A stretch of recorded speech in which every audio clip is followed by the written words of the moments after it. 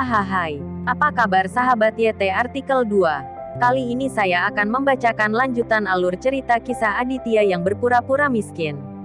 Tapi, sebelum mendengarkan kisah ceritanya, silahkan cari posisi yang nyaman dan jauhi keramaian.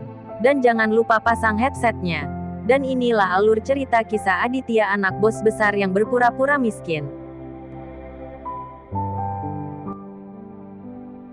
Episode 60. Kisah Aditya anak bos besar yang berpura-pura miskin. Dari sudut pandang Anthony, Aditya dan keluarganya hanyalah orang-orang termiskin di lapisan bawah masyarakat.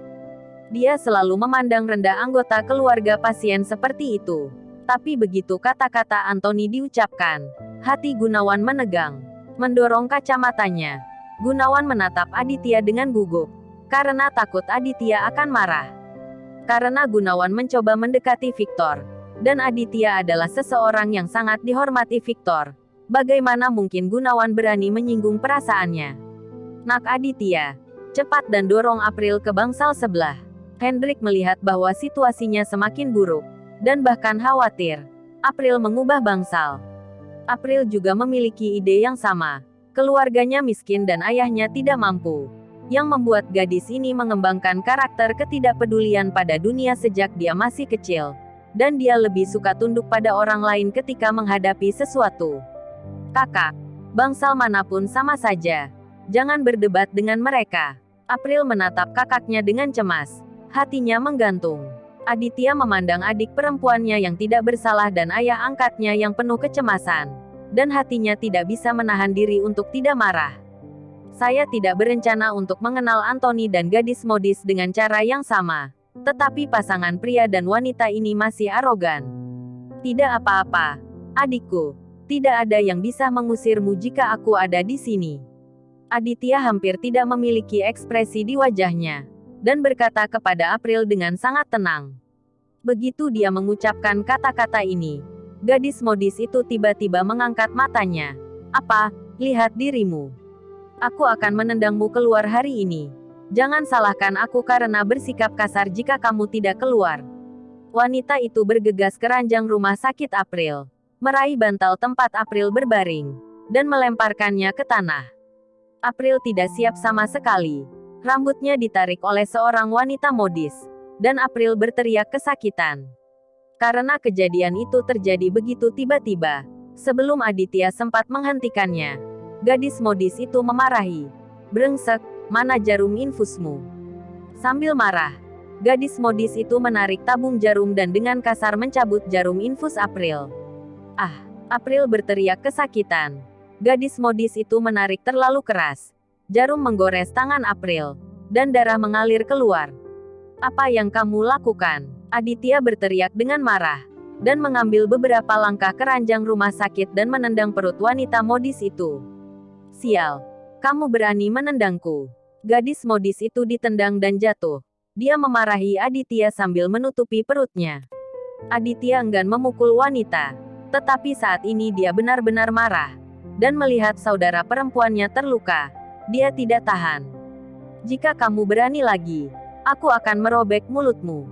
Mata Aditya bersinar dengan dingin. Menatap langsung ke wanita modis itu. Wanita modis itu membuka mulutnya yang tertutup lipstik. Tapi menahan lagi.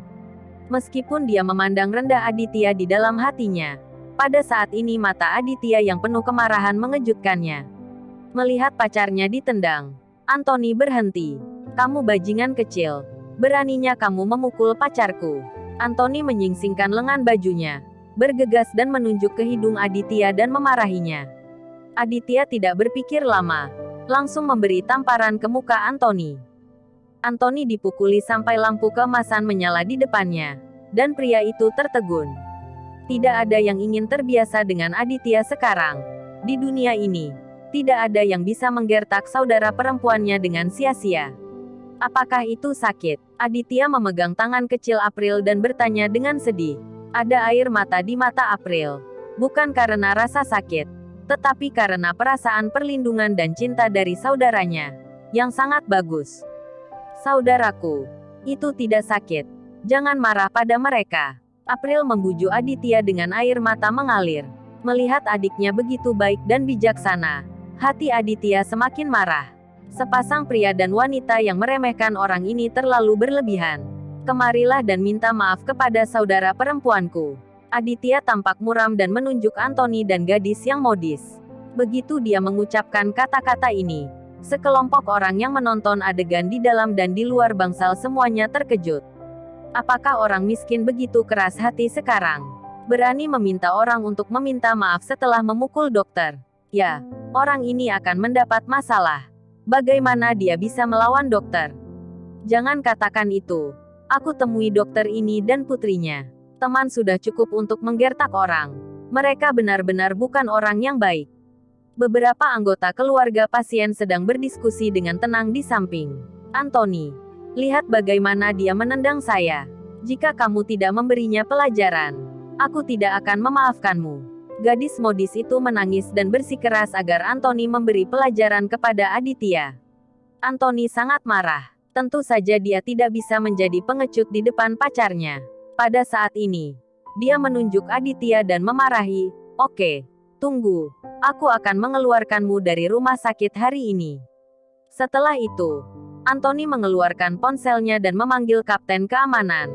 "Keamanan, cepat dan bawa seseorang ke sini. Seseorang membuat masalah di bangsal." Gunawan membawa beberapa ahli dan sutradara untuk menonton adegan ini. Pada saat ini Gunawan sangat marah. "Anthony, apakah kamu sudah cukup kesulitan?" teriak Gunawan. Anthony sangat takut sehingga dia menciutkan lehernya. Baru saja, dia hanya melihat ke belakang untuk menyelamatkan muka, dan hampir lupa bahwa Presiden Gunawan masih di sini. "Presiden, Anda juga melihat bahwa anak ini memukuli saya dan pacar saya. Kamu pantas mendapatkannya. Kenapa tidak membunuhmu sekalian?" Gunawan memelototi Anthony dan menegur. "Presiden Gunawan." Anthony segera gugup. Dia berpikir bahwa Gunawan harus membelanya. Bagaimanapun, dia adalah dokter di sini. Siapa yang mengira bahwa Gunawan akan memiliki sikap seperti itu? Dia benar-benar tidak dapat mengetahuinya. "Segera minta maaf kepada saudara perempuan Tuan Aditya," perintah Gunawan. Anthony tertegun sejenak, tetapi sangat enggan. "Bisakah aku meminta maaf kepada keluarga miskin? Itu terlalu memalukan. Kamu tidak pandai berbicara, kan? Jika kamu tidak ingin melakukannya, pergilah dari sini." Banyak dokter mengantri untuk masuk ke rumah sakit rakyat. Gunawan memarahi. Satu kalimat menyentuh titik kunci Anthony berani berlama-lama lagi. Dia dengan cepat mengangguk setuju, dan membungkuk di depan ranjang rumah sakit April. "Adik perempuan, aku benar-benar hilaf, maafkan saya. Saya salah. Maaf atas kecerobohan staf kami." Gunawan mengatakan ini baru kemudian dia menarik napas lega, dan berkata kepada Aditya dengan senyum minta maaf. "Tuan Aditya, lihat, apakah Anda puas dengan ini?" Aditya melirik Gunawan dan tidak mengatakan apa-apa. Melihat Aditya tidak mengungkapkan satu kata pun, Gunawan masih bingung. Pada saat ini, dia memelototi gadis modis itu. "Dan kamu seperti tikus barusan. Cepatlah dan minta maaf kepada saudari Tuan Aditya." Gadis modis itu tidak bodoh. Ketika dia melihat bahwa bahkan Gunawan sangat hormat pada Aditya, dia tahu bahwa dia sudah selesai. Dia benar-benar tidak tahu. Pria berpenampilan malang ini sangat kuat. Gadis modis itu berpikir dengan panik.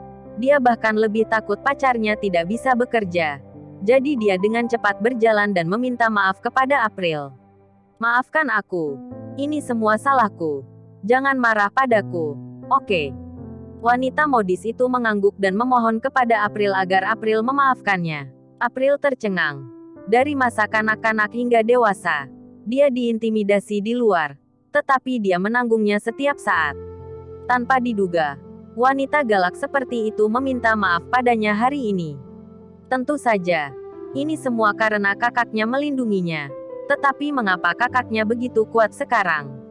April memandang Aditya dengan curiga, membuka mulutnya, tetapi tidak mengatakan sepatah kata pun. "Tuan Aditya, lihat." Gunawan memandang Aditya dengan cemas. "Lupakan. Biarkan mereka pergi." Aditya melambaikan tangannya. Gunawan merasa lega, menatap Anthony dan berkata dengan marah, "Keluar dari sini." Ya, saya akan segera keluar."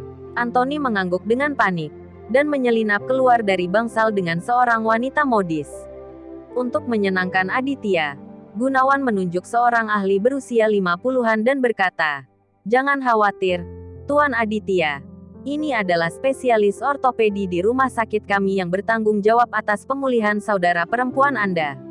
Itu pekerjaannya. Aditya merasa tenang. Melihat Aditya cukup puas, Gunawan akhirnya merasa lega. Dan setelah berjabat tangan dengan Aditya, Gunawan membawa seseorang ke bangsal Victor. Setelah Aditya menenangkan saudara perempuannya, dia menyapa ayah angkatnya dan meninggalkan rumah sakit. Farah hendak pulang kerja, dan Aditya mengemudi lebih awal dan menunggu di depan perusahaan PT IMIP. Selama lebih dari 3 tahun, Aditya telah mengembangkan kebiasaan menjemput istrinya saat ini setiap hari. Sebelum waktunya pulang kerja, Farah keluar dari perusahaan. Setelah masuk ke mobil, Farah tidak mengatakan apa-apa, jelas merasa sangat tertekan. Aditya sedikit terkejut. Istrinya baru saja menggantikan Rizka dan menjadi manajer umum perusahaan PT IMIP. Mengapa dia tidak bahagia? Farah, ada apa?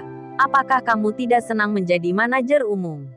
Aditya bertanya dengan ragu. Farah merasa sangat sedih melihat pria yang diam-diam peduli padanya. Dia tidak bisa mengendalikannya. Dengan tangan terbuka, Farah melemparkan dirinya ke pelukan Aditya dan berkata dengan sedih, "Aditya, saya sangat malu hari ini. Di depan seluruh perusahaan, saya dipecat pada hari pertama saya menjabat." Bersambung.